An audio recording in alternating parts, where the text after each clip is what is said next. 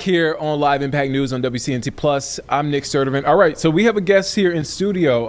I guess that, look, we finally made it happen. And I'm glad we got him in, but I want to set it up first. It's a nonprofit focused on promoting brain injury and concussion awareness to not only our local community, not only in North Carolina, not only in South Carolina, but you're talking about our global community. Yes. Protect your skull health and safety. We have Tracey Suggs in studio this afternoon, co-founder, creative director, Yes. Goldsboro native. I was about to say Goldsboro finest, but you might have some cousins that you might want to put in that spot. I'll take that, and I'll take that Goldsboro finest, and I'll represent the entire community with that. I do got to ask, because we're talking about Eastern North Carolina, and I promise we'll get back to the nonprofit. But how did that growing up in Goldsboro shape you? Because it's a very, covering Eastern North Carolina. Yeah. From southeastern North Carolina, northeastern North Carolina, and then obviously that Nash County, Ashland County, Right. Goldsboro area, very prideful area. Yes. How did that shape you growing up? Yeah, you used the phrase or the word prideful, family. Yeah. It was community based. Mm-hmm. During the time that I grew up, it was community, man. You always had someone there for you, no matter where you were in the community, no matter what neighborhood you were in. It was that connectivity that kept you going, man. So there, man, I had a lot of support.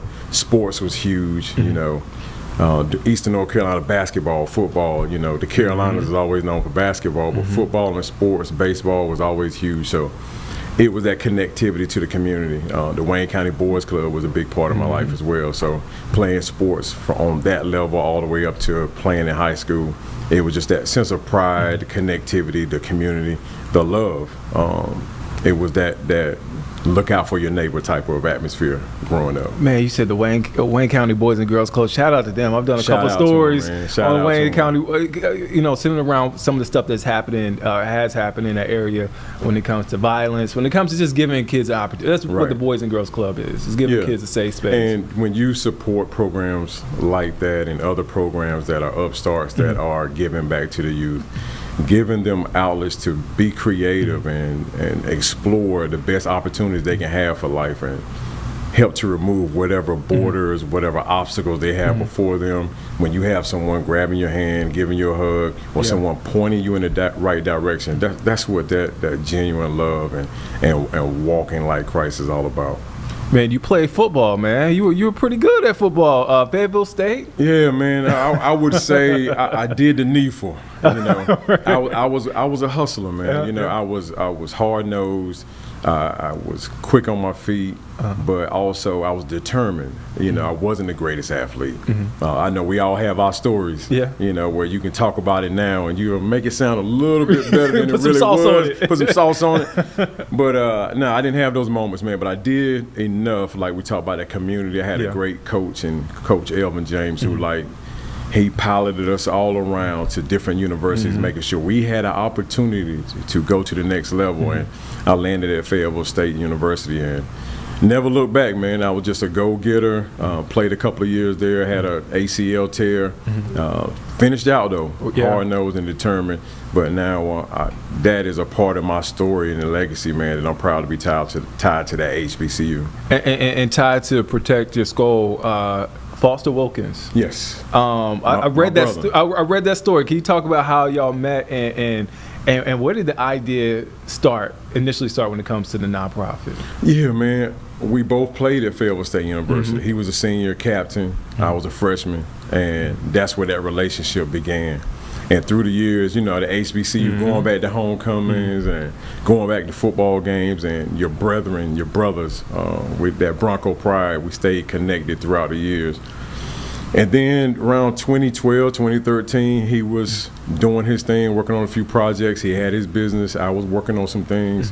We came together to work on a project. But during that time, through working on this outside project, we were looking at the concussion lawsuits were big in the news during that time. When you talk about 2011, 2012, 2013, Foster had a stint where he coached at Livingstone University, and he had an experience with an athlete who had a severe concussion. Wow. So with that and through our conversations, we were like, why don't we create a platform create an outlet, create something that allows us to be able to promote concussion awareness and safety in sports.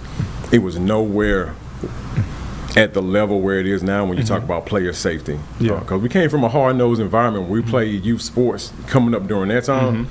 It was get your head in there. It was if your neck's not broke, your arm's not broke, if you breathing, get back out there on the field. You got your bell rung. You got your bell rung. That was it. They gave you some of the smelling salt. Right. Everything was focused on the hard, violent hits. But now that game has changed. Even when we started during 2013, we couldn't get coaches. We had soccer coaches. We had youth organizations. Didn't want us to talk about concussions with the kids because we would scare them. So during that time, you saw a lot of the middle schools, the high schools, the youth leagues saw participation going down because of this breakout news and information about concussions. But we like to say we were at the forefront. Because I think the perception early on was it's anti-football, it's anti-sports. Right. And it's not. It's just putting the information out there and letting folks decide for themselves. And if you decide to play football, soccer, any contact sport, go into law enforcement. There's rates of concussion within certain professions. You have that information. You're able to make that decision with the right information. That's what it was for us. It was about how can we save lives? How can we walk the walk to make our community better, not just with our voices, but through connections, through partnerships, through information, education, playing the game safer and smarter. Concussion awareness is all about these individuals playing sports, these individuals who are our military men and women, individuals on work sites individuals getting in car accidents. There's so many different ways that individuals come across brain injuries or concussions that we want them to have the information, because at the end of the day, we all want to live our best life possible.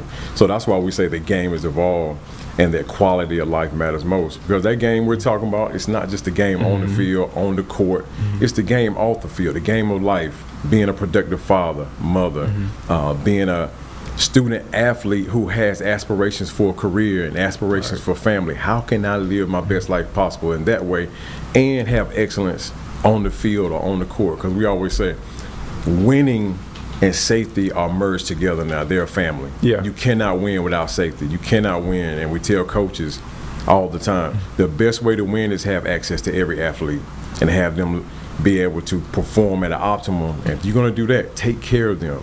Letting them communicate about head injuries, let them have spotters and all these things they have now with better equipment. The guardian caps.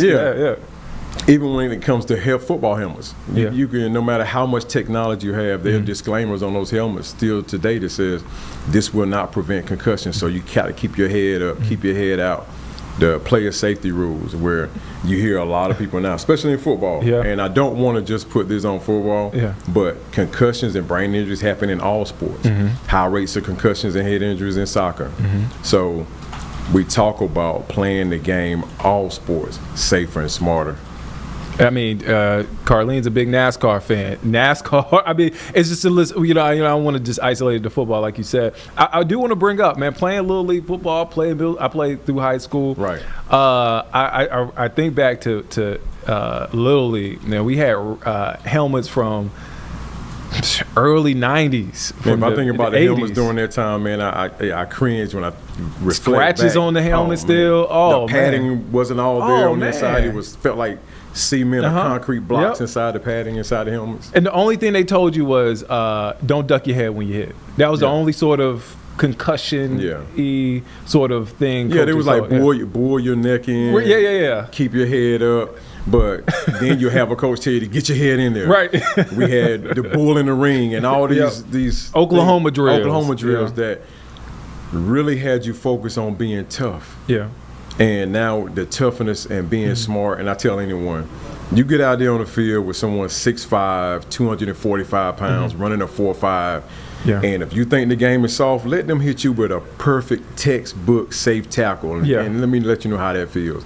And the game is not soft, but we want to focus on player safety, even where they heading the ball in soccer, where they up the age to help youth Because at that early age, your brain is developing so much at that early age, and with all the information, with anything in life, once we have more information, we know how to move forward in a better way, and it's all about quality of life.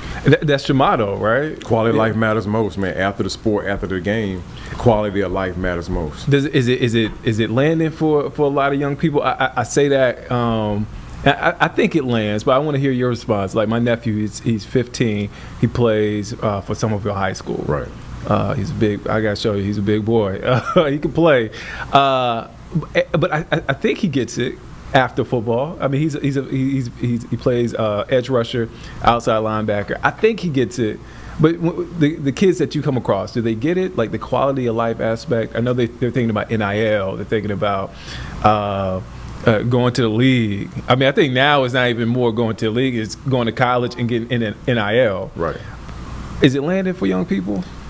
It's landing, but I'm going to tell you this. You have to look at it the way we approach it, and the way I like to approach it is like with anything in life that you're talking to a young person. It doesn't have to be sports. It doesn't have to be about quality of life matters most from that standpoint.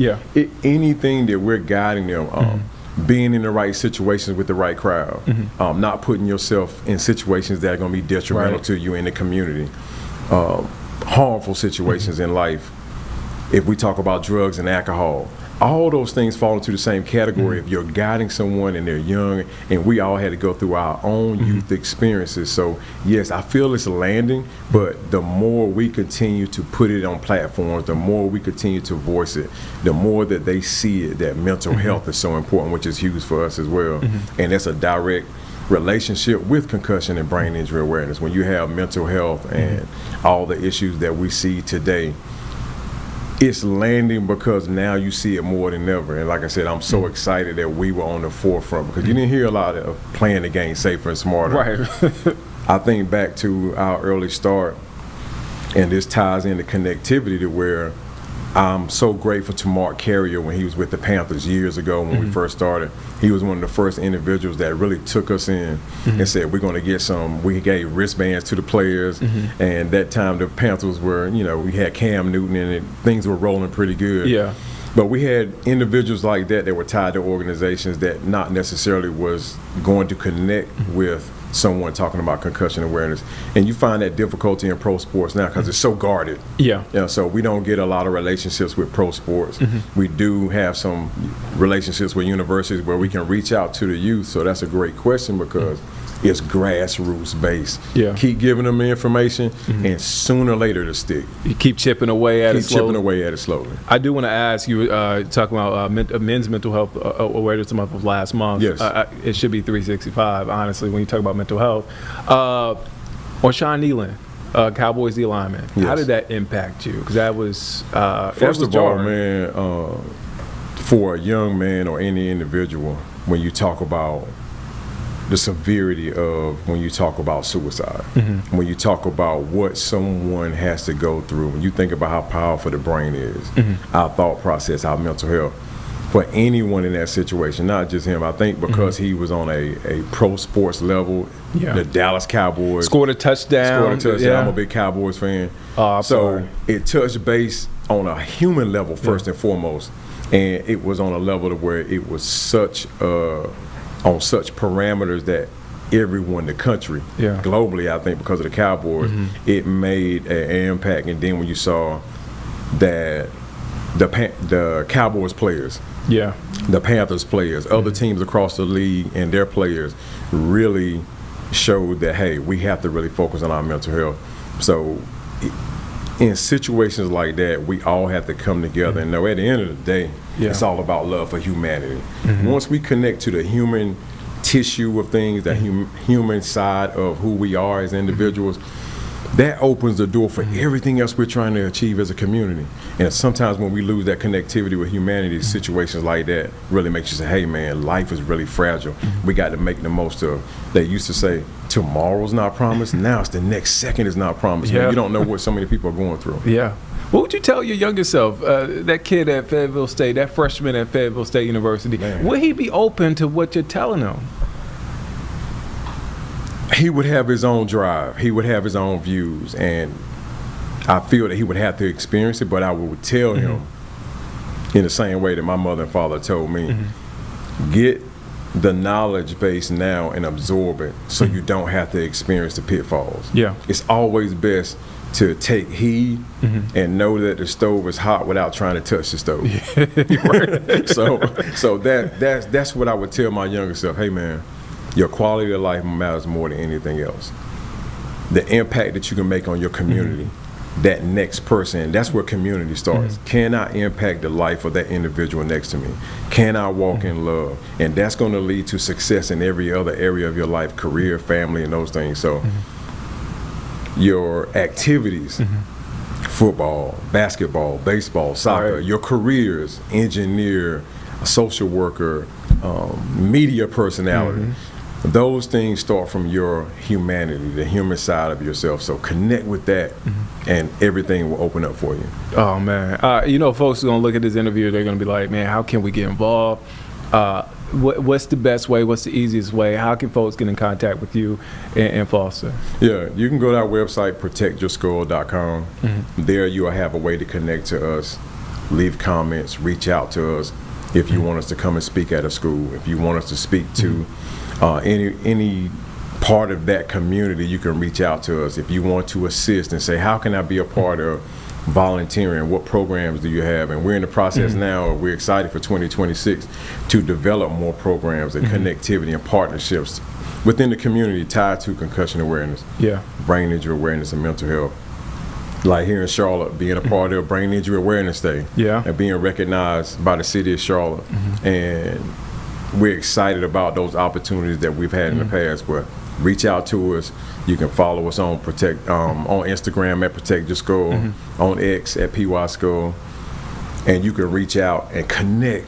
And let's communicate and let's just see how we can work together to keep not only the athletes but these individuals in our communities who need assistance. Because brain injuries are an invisible injury, but the individuals suffering, they're not invisible. Are you aware of Brain Talk Foundation? I've heard of Brain Talk Foundation. I got to connect you with Brain Talk Foundation. We had them on the show. So we're going to connect after the show or after this segment. Tracey, man, thank you for your time, man. You guys are doing incredible work. Feel free to come back. Come back to the neighborhood, man. Don't be a stranger. It's a great neighborhood. I love the neighborhood, man. So it's a welcoming neighborhood. It's beautiful in here. Yeah, we continue to grow and put signs up and everything. So, you know, we got to do a little landscaping. But, you know, it's all good. But the best thing about it, with all this that's going on, is just the sense I get from you guys and talking with you now, man. You have a great spirit. You're planting seeds in the right way. And that allows this platform to continue to grow and the platforms that we're on, because man, what you're doing in the community, the biggest thing we can have is being able to have a voice. And young people want to be heard, we want to be heard, and when we do that and when we hear each other, we can say, okay, grab my hand, I'm gonna grab your hand, and we're gonna walk this journey together, and that's what we're doing. And look, and one of the most rewarding things for me, especially with this platform, I get to bring on nonprofits. I get to bring on people in the community.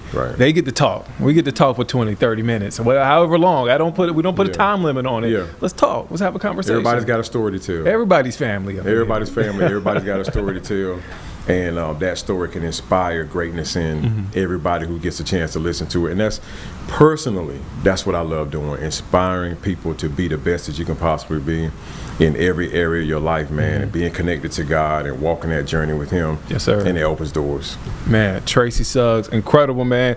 Check it out. Protect Your Skull Health and Safety. Again, that website, protectyourskull.com. Check them out. Yes. Let's take a quick break. We'll be back here in just 2 minutes here on Live Impact News on WCNC Plus.